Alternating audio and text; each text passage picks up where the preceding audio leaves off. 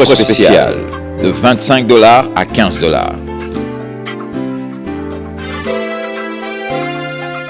Livre du pasteur Emmanuel Diko. Les 7 points de contact. Comment faire parler le sang de Jésus-Christ. C'est un guide et un support de prière pour toute personne qui souhaite vivre et expérimenter la réalité du ciel sur la terre.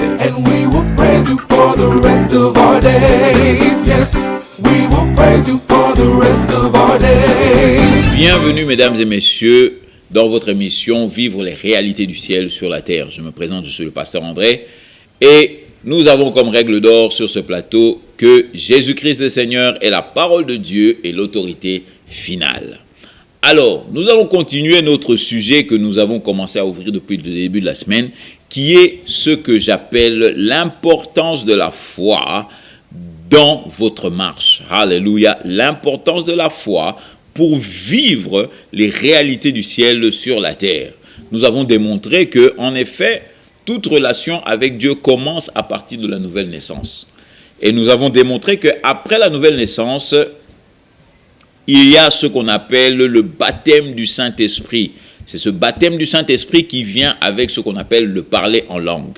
Nous allons ouvrir le chapitre de cela la semaine prochaine où nous allons parler du parler en langue afin que vous compreniez que le Saint-Esprit n'est pas venu pour que vous commenciez à faire du n'importe quoi, mais pour que vous ayez un langage privé avec votre Dieu, afin que vous passiez du temps dans la prière, non pas à répéter les mêmes choses, mais que vous passiez du temps dans la profondeur avec Dieu pour partager les mystères qui changeront les réalités de ce monde dans lequel on vit. Alors, nous avons pris dans Romains 1, au verset 17, nous avons dit « Le juste vivra par la foi.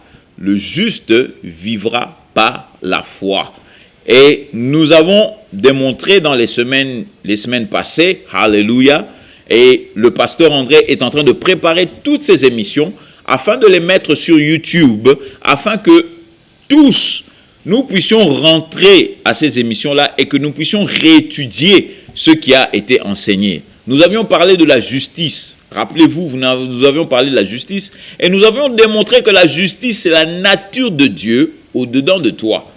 Lorsque tu as accepté Jésus-Christ, tu deviens juste.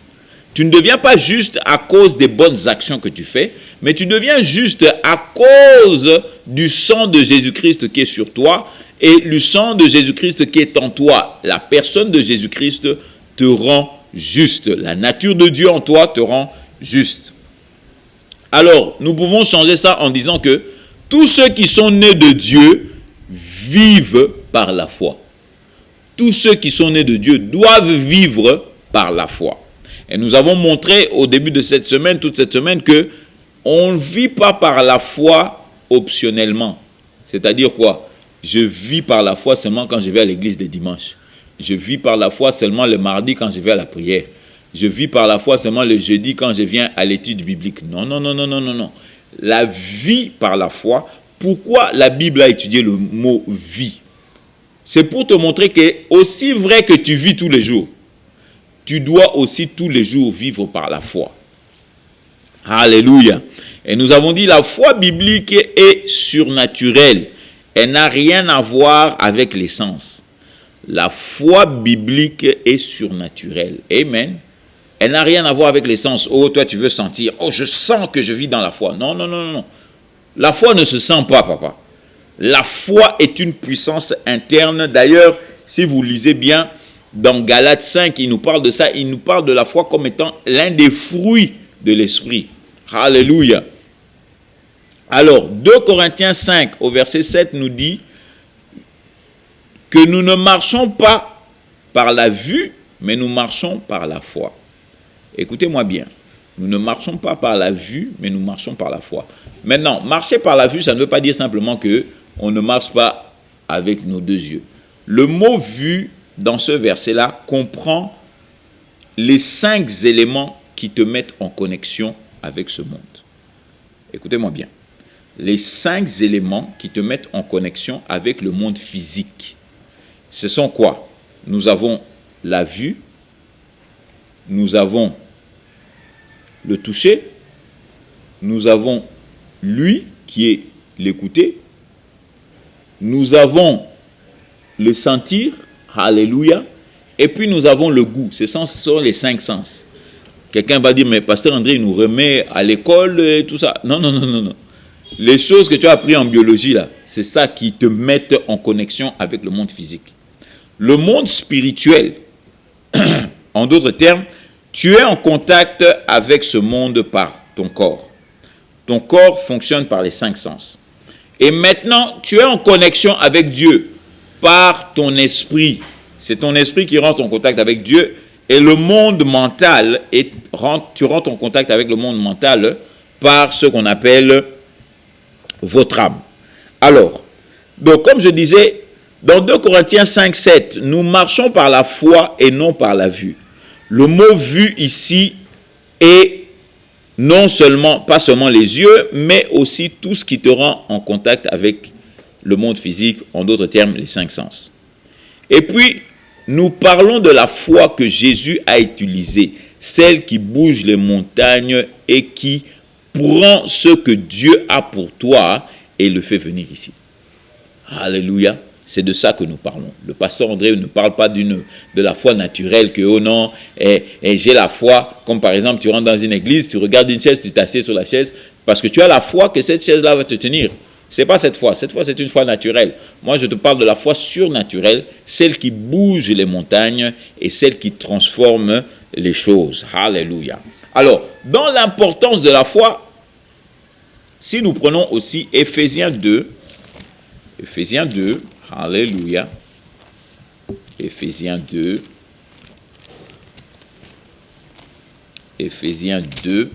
alléluia. Alors, nous vous encourageons et nous vous rappelons dans cette émission, ton bloc-notes, ton bic et ta Bible en papier. Cela est très important. Le pasteur André veut que tu écrives tout ce qu'il dit, afin que tu puisses étudier ce qu'il dit. Alléluia. Et entre parenthèses, nous sommes en train de tout faire maintenant pour mettre toutes ces émissions qui sont passées depuis que nous avons reçu cette grâce d'être à la télévision, pour les mettre sur YouTube afin que tu puisses retourner, que tu puisses acheter des mégas, que tu puisses regarder ces émissions, regarder, visionner, car la parole vient de ce que l'on entend et ce que l'on entend vient de la parole de Dieu. Alléluia. C'est un des éléments qui te permettra d'avoir la foi tous les jours. Alléluia. Non seulement la méditation de la parole, la lecture de la parole, l'étude de la parole, mais surtout écouter de bons prédicateurs. Écouter des bonnes prédications, c'est ça qui te donnera la foi. Amen. Maintenant, regarde ce que la Bible nous dit dans Éphésiens 2 au verset 8. Éphésiens 2 au verset 8, je vous lis à partir de la version Darby. La version Darby nous dit ceci. Car vous êtes sauvés par la grâce. Car vous êtes sauvés par la grâce. Par la foi. Et cela ne vient pas de vous, c'est le don de Dieu, non pas sur le principe des œuvres, afin que personne ne se glorifie. Amen. Vous êtes sauvés par la grâce. C'est-à-dire que, en d'autres termes, vous êtes sauvés par la grâce au moyen, c'est ça que Louis II utilise, il dit au moyen de la foi. En d'autres termes, notre salut entier dépend de la foi. Amen. Tu dois savoir c'est quoi la foi. Parce que si tu ne sais pas la foi, même ton salut dépend de la foi. Donc si tu ne comprends pas la foi, et tu crois que c'est ce que les dictionnaires mondains te disent que la foi est, tu seras confus, papa. Tu vivras dans la confusion. Alors, tout cela vient de la foi. Donc il est crucial et très important de savoir qu'est-ce que la foi et comment l'utiliser. La grâce et la foi, tous les deux viennent de Dieu. Laissez-moi le dire encore. La grâce et la foi, tous les deux viennent de Dieu. Alléluia. Amen. Alors, il est important que nous puissions savoir que la foi, qu'est-ce que la foi et comment l'utiliser. Amen. Maintenant, je vais vous emmener encore dans un autre verset pour vous continuer à vous expliquer l'importance de la foi. Allons dans 1 Timothée 6. 1 Timothée 6, le verset 12. Alléluia. 1 Timothée 6, le verset 12. La Bible dit, « combat le bon combat de la foi. Saisis la vie éternelle pour laquelle tu as été appelé et tu as fait la belle confession devant beaucoup de témoins. Amen. Combat le bon combat de la foi. Alléluia. Je voudrais te faire comprendre, mon frère, ma soeur, que la Bible ne te dit pas combat le diable. La Bible ne te dit pas combat tes ennemis. Combat ton voisin. Combat les chrétiens qui sont autour de toi. Non, mon frère, non, ma soeur. La Bible ne dit pas ça. La Bible dit combat le bon combat de la foi. Pourquoi c'est un bon combat? Parce que dans le combat de la foi, tu es toujours gagnant, papa. Le combat de la foi est un combat que le chrétien ne peut pas perdre s'il le bat selon les règles de Dieu. Alléluia. Aujourd'hui, nous avons des choses formidables que nous voyons dans ce monde. Les gens qui, ils se combattent contre les démons, ils combattent ceci, ils combattent les sorciers de la famille. Pourquoi tu combats ces gens-là? Dis-moi pourquoi tu combats. J'ai entendu une dame qui me disait, je combats l'esprit de célibat. Tu combats l'esprit de célibat parce que l'esprit de célibat, il t'a dit qu'il était en train de se battre avec toi. La Bible dit, combat le bon combat de la foi. En ce qui concerne les démons, qu'est-ce que la Bible nous dit? Dans Marc 16, au verset 17, la Bible nous dit clairement, la Bible dit, voici les miracles qui accompagneront ceux qui auront cru. En mon nom, vous chasserez les démons. On chasse les démons, on ne se bat pas avec les démons. On ne se bat pas avec les démons. On chasse les démons. Alléluia. La Bible dit, vous avez reçu le pouvoir de marcher sur toute la puissance de l'ennemi. On marche sur l'ennemi. On marche sur lui, on ne se bat pas avec lui. Alléluia. Comme me disait souvent mon pasteur, la seule chose que le diable doit connaître de toi, c'est la pointure de tes chaussures. Pourquoi la pointure de tes chaussures? Parce que souvent les chaussures, quand vous achetez les chaussures, on écrit souvent en bas, pointure 42, pointure 43. Et comme le diable est sous tes pieds, c'est la seule chose qu'il peut connaître. Mais toi, comment ça se fait que le diable connaît ta vie? Comment ça se fait que le diable connaît ta vie? Il connaît trop de choses de ta vie. Alléluia. Eh bien, je vais te dire, mon frère, que le seul moyen que le diable a pour connaître ta vie, c'est si toi tu parles. Si toi tu lui dis, c'est comme ça, en t'entendant, le diable peut dire, ah oui, sa vie, il y a ça comme problème, il y a ça comme problème. Sinon, le diable ne peut pas lire tes pensées. Mon frère, ma soeur, le diable n'est pas un dieu. Le diable est venu de Lucifer. Lucifer n'était pas un dieu, Lucifer était un ange. Alléluia.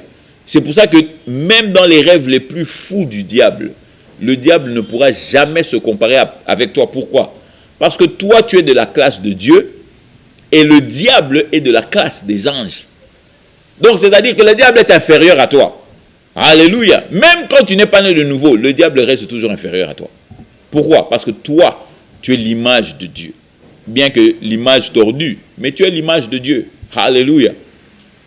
Donc, ce qui fait que 1 Timothée 6 au verset 12 nous dit, combat le bon combat de la foi. On ne se bat pas contre nos frères, on ne se bat pas. Tout ce que nous devons faire avec ce qui est de nos frères et de nos amis, il faut les aimer. Alléluia. Tu dois les aimer au nom de Jésus-Christ. Maintenant, je voudrais encore aller dans cet autre élément qui pourra vous montrer encore que la foi est très, très, très, très importante pour un chrétien et surtout pour celui qui veut vivre les réalités du ciel sur la terre. Alors, nous allons maintenant dans 1 Jean. Allons dans 1 Jean. Alléluia. 1 Jean. Nous allons dans 1 Jean. Alors, 1 Jean 5, verset 4. 1 Jean 5, le verset 4e. Alléluia. Et la Bible nous dit ceci. La Bible nous dit ceci au verset 4. Parce que tout ce qui est né de Dieu est victorieux du monde. Écoutez-moi encore. Parce que tout ce qui est né de Dieu est victorieux du monde. Et c'est ici la victoire qui a vaincu le monde, savoir notre foi. La victoire qui a vaincu le monde, c'est notre foi. Et je voudrais vous montrer une chose, que la Bible ne nous dit pas que l'une des victoires qui a vaincu le monde, c'est la foi. La Bible le dit clairement. La victoire, donc il n'y en a qu'une seule, Si tu veux vivre la vie victorieuse, tu veux vivre les réalités du ciel sur la terre, mon frère, ma sœur, il n'y a pas d'autre option que de vivre par la foi. Il n'y a pas d'autre option que de connaître la foi, de savoir comment elle fonctionne et de savoir comment tu peux l'utiliser. Alléluia. La Bible dit la victoire, la vie victorieuse dépend de la foi. Mon frère, ma sœur, laisse-moi te le dire encore, la vie victorieuse dépend de la foi. Et ce qui est formidable, c'est que la Bible ne nous dit pas pour gagner une fois et perdre d'autres fois. Non, la vie victorieuse, c'est-à-dire que chaque jour tu gagnes. Alléluia. Chaque jour tu es dans la victoire. Alors nous glorifions Dieu, nous bénissons Dieu. Alléluia. Voici que notre temps arrive encore à sa fin. Je ne voudrais pas terminer cette émission sans te donner l'opportunité de recevoir Jésus-Christ comme Seigneur et Sauveur. Car mon frère, ma sœur, sache que tu ne peux pas vivre la vie victorieuse si tu n'es pas né de nouveau. Alléluia. Tu ne peux pas vivre cette vie des gagnants tous les jours sans que tu puisses connaître Dieu comme Seigneur et Sauveur. Alors je veux te faire cette offre et te donner cette opportunité de prier avec moi afin de naître dans la famille de Dieu. Amen. Si tu l'as déjà fait, ce n'est pas un problème. Si toi, la personne qui me regarde, tu ne l'as jamais fait, on va le faire ensemble. Et je veux que tu pries avec moi, après moi, et que tu dis ceci. Seigneur mon Dieu, j'ai entendu ta parole aujourd'hui. Et je crois que tu es véritablement le Dieu vivant. Et je déclare maintenant, comme dit ta parole, que si je te confesse de ma bouche et que je crois dans mon cœur que Dieu t'a ressuscité d'entre les morts, je suis sauvé. Alors papa, je choisis maintenant de te confesser de ma bouche comme Seigneur Jésus-Christ dans ma vie et de croire profondément dans mon cœur que tu m'as ressuscité, que tu as été ressuscité d'entre les morts. Et la Bible dit que je suis sauvé. Amen. Alléluia mon frère, alléluia ma soeur. Si tu as fait cette prière avec un cœur sincère, alléluia, la Bible dit que tu fais partie de la famille de Dieu aujourd'hui. Alors je t'encourage à trouver une bonne église, là où l'évangile de Jésus-Christ est prêché et surtout Jésus-Christ est reconnu comme Seigneur. Si tu n'as pas d'endroit où aller, nous avons un numéro sur l'écran, appelle-nous et nous ferons le plaisir, même si tu nous bipes, de te rappeler afin que nous puissions te diriger. Si tu dois nous joindre, si tu es dans les alentours, tu pourras venir nous joindre. Si tu es loin, nous pourrons te diriger vers d'autres lieux. Mais comprends mon frère, comprends ma soeur, que ton temps de vivre les réalités du ciel sur la terre est arrivé. Alors je suis le pasteur André, vous rappelant que Jésus-Christ est Seigneur et nous nous reverrons la prochaine fois. Au revoir. Offre spéciale de $25 à $15.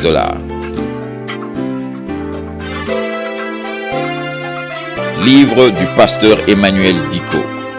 Les 7 points de contact. Comment faire parler le sang de Jésus-Christ. C'est un guide et un support de prière pour toute personne qui souhaite vivre et expérimenter la réalité du ciel sur la terre.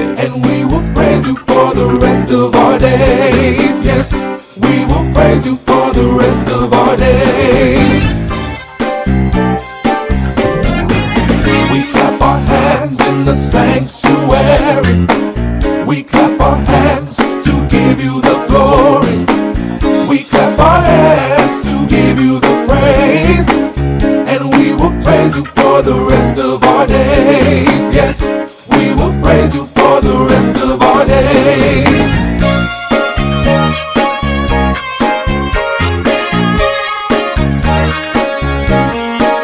We sing a song in the sanctuary. We sing a song